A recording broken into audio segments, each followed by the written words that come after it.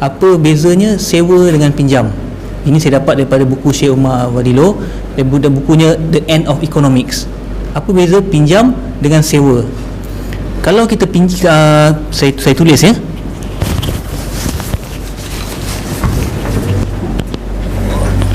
Okey, terima kasih.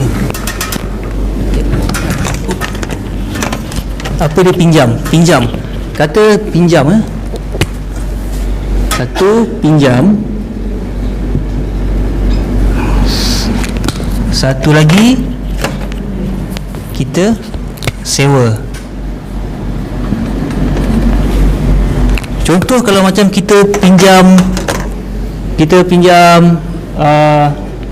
katalah mouse ni kan, kita pinjam, katalah saya kasih Johan pinjam kan, Johan kena pulangkan balik, pinjam. Kalau dia pinjam, itu yang dia pakai, itu yang dia pulang kan, tak ada apa-apa, tak ada beza kan. Sama juga kalau macam katalah duit, katalah macam duit dirham kan, saya kasih Johan nak pinjam dirham kan, pinjam 1 dirham, pulang 1 dirham, tak boleh menarik, tak boleh dia kasih lebih. Kalau dia kasih lebih, itu namanya riba. Okey, itu pinjam, kita kasih yang ini, pulangkan balik. Saya tak dapat manfaat, saya tak dapat menarik manfaat daripada apa-apa ni. Yang saya dapat, insya-Allah kita tolong dia, Allah lah yang akan berbalas kita punya benda tu, pinjam. Tapi apakah beza dengan sewa? Untuk tahu sewa dia kena tahu, sebelum tahu sewa kena tahu dua jenis barang. Barang dia terbagi pada dua. Apa dia barang? Barang terbagi pada dua. Satu, barang yang bila kita pakai dia habis. Contohnya barang yang katalah consumption, barang yang kita boleh consume. Barang bila pakai dia habis. Satu kan, ni barang barang. Contoh apa dia? Contoh dia macam apple, buah apple. Ataupun kita pakai beras kan, kita pakai barang yang beras kan, kita pakai beras kan, pakai dia habislah barang kan. Ataupun emas, ataupun dinar dengan dirham, dinar ataupun dirham. Kenapa habis? Sebab macam katalah kita ambil dirham kan, kita pakai, kita dapat manfaatnya bila dia habis lah. Bermaksud kalau kita beli barang dia habis, dia dapat kita dia habis.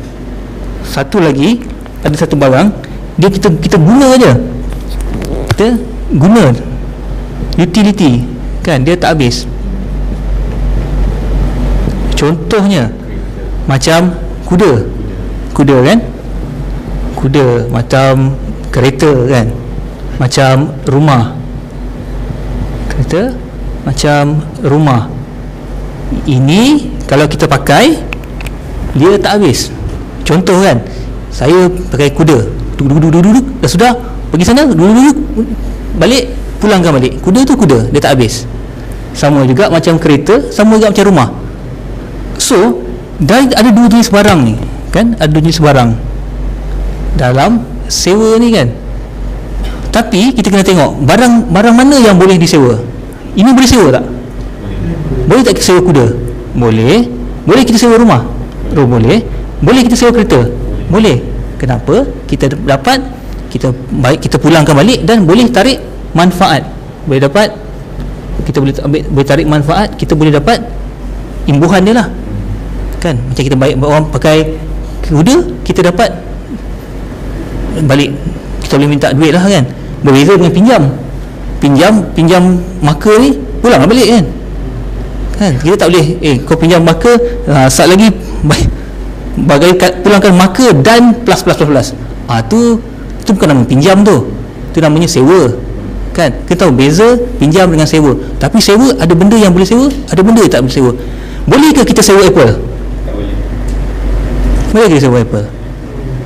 Mana boleh sewa apple? Sebab kalau kita sewa apple, dia pergi makan apple, nak pulang balik apple mana? Dah masuk perut dah kan. Tak boleh, kita tak boleh sewa apple. Beras pun kita kasih beras, dia dah makan, tak boleh. Bolehkah kita sewa dinar? Tak boleh. Bolehkah kita sewa dirham?